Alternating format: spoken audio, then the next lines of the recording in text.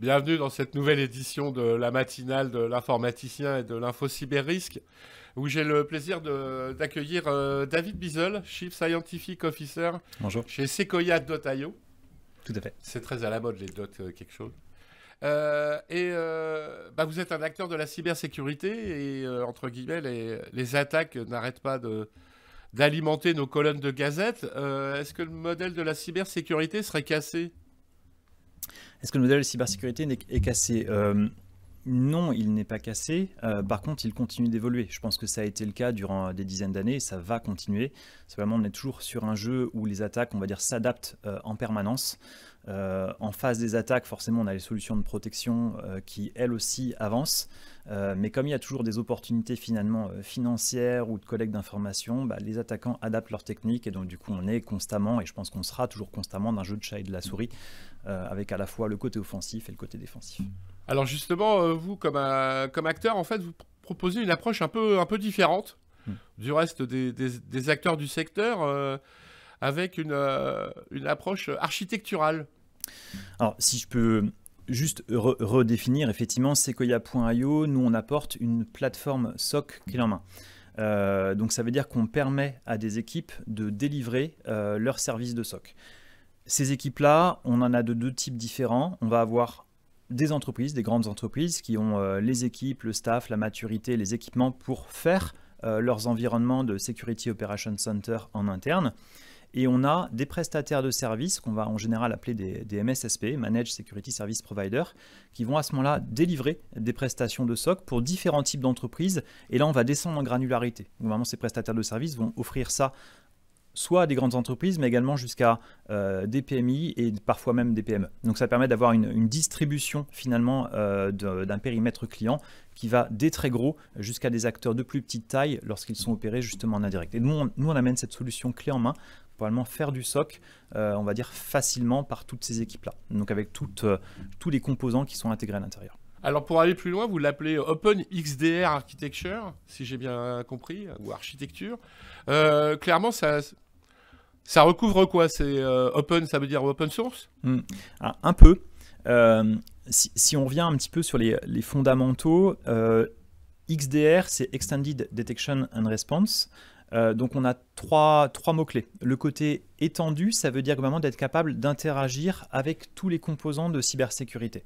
Donc c'est là où il y a un enjeu d'interopérabilité, c'est là où il s'agit de comprendre toutes les typologies d'événements qui peuvent venir justement de ces différents composants de sécurité. Ça peut être des briques comme des EDR qui par exemple fonctionnent sur des postes de travail, mais également des équipements réseau, des équipements côté applicatif, des équipements qui sont dédiés à la connaissance des authentifications ou des identifications d'entreprise.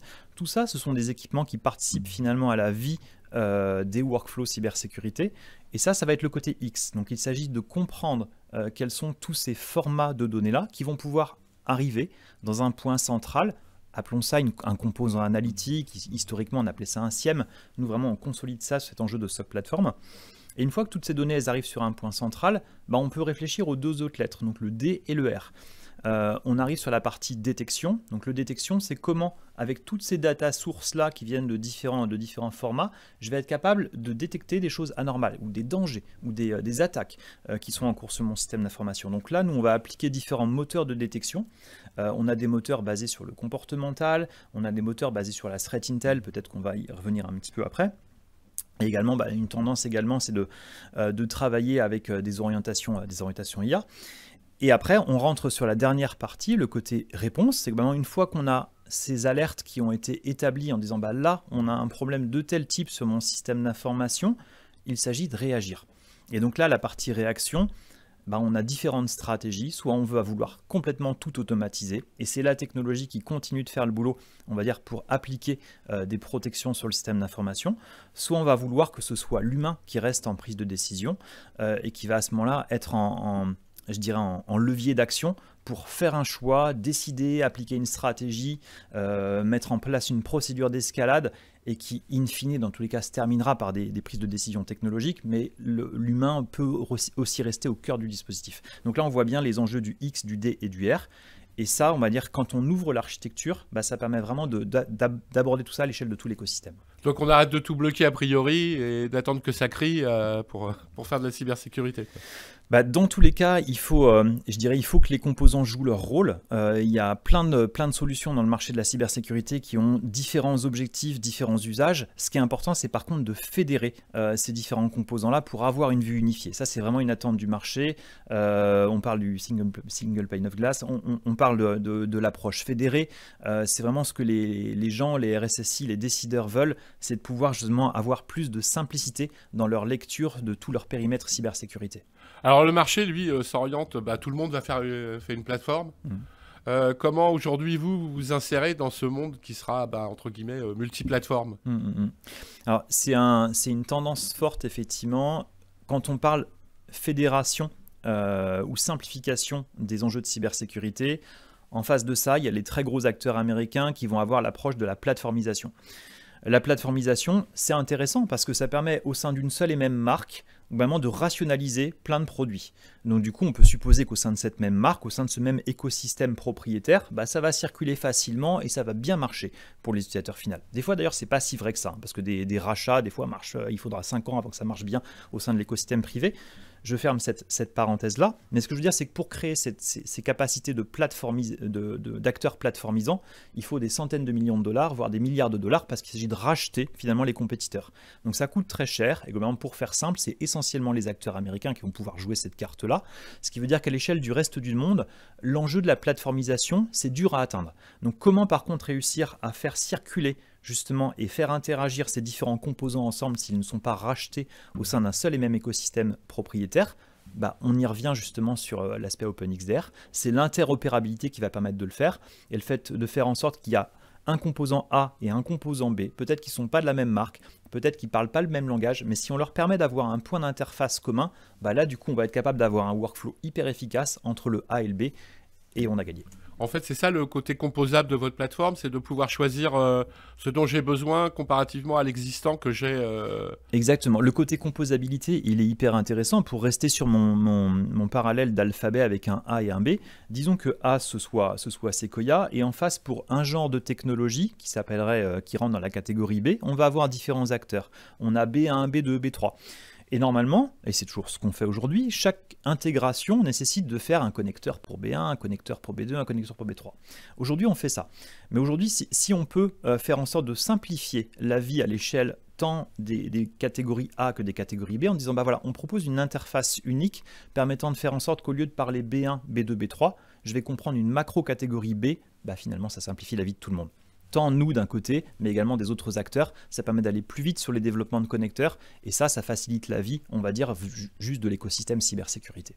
Une dernière question autour de, vous n'y couperez pas, autour de l'intelligence artificielle. Oui.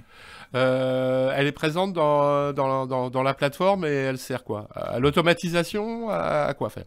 Ouais, elle est déjà présente dans la plateforme puisqu'effectivement, je pense comme beaucoup d'acteurs éditeurs, c'est un travail de mise en œuvre qui a vraiment été démarré en 2024 et aujourd'hui qui est dans le produit de différentes manières. La chose la plus visible pour nous, c'est ce qu'on va appeler la consolidation d'incidents de sécurité automatiques. Ça veut dire qu'on a évoqué tout à l'heure le workflow avec la détection d'alerte. Par exemple, pour faire un parallèle sur une communauté type, on va avoir 50 millions d'événements. La 50 millions d'événements, ça va donner une centaine d'alertes sur un mois à peu près. Et cette centaine d'alertes, ça va synthétiser comme étant 10 incidents de sécurité. Et ces 10 incidents, ils vont être produits par l'IA en disant, voilà, au sein de ces 100 alertes-là, moi je pense qu'il y a une telle qui se rattachent, qui sont similaires, parce que du coup il y a une forme de continuité dans un schéma d'attaque que je connais par rapport à une base de threat intel, et donc du coup j'ai agrégé ça comme étant une perspective d'un incident de sécurité. L'humain, encore une fois, restera en prise de décision pour dire oui, je suis d'accord avec ça, mes investigations vont montrer que, et là encore l'IA peut jouer un rôle. L'humain peut faire ses propres investigations, tout comme l'humain peut demander à des mécanismes internes de la plateforme d'accélérer des mécanismes, de faire appel à de l'enrichissement automatique. Et demain, on va continuer encore à aller plus loin sur de l'implémentation de l'IA avec des stratégies de type agentique sur lesquelles les agents sont vraiment là pour accélérer et faciliter le traitement de tout, en tous les cas de toutes les activités pour les usages du SOC, tant dans la partie triage, simplification du traitement des alertes, que de la qualification automatique, de l'investigation automatique. Et globalement, l'intérêt de l'utilisateur ou du décideur, c'est de mettre le seuil de la présence de l'humain au bon niveau qu'il souhaite entendre par rapport à ses contrats de service avec ses clients. Parfait, merci Monsieur David Bizel Merci à pour vous. tous ces enseignements. À très bientôt sur Merci la à vous. matinale de l'informaticien.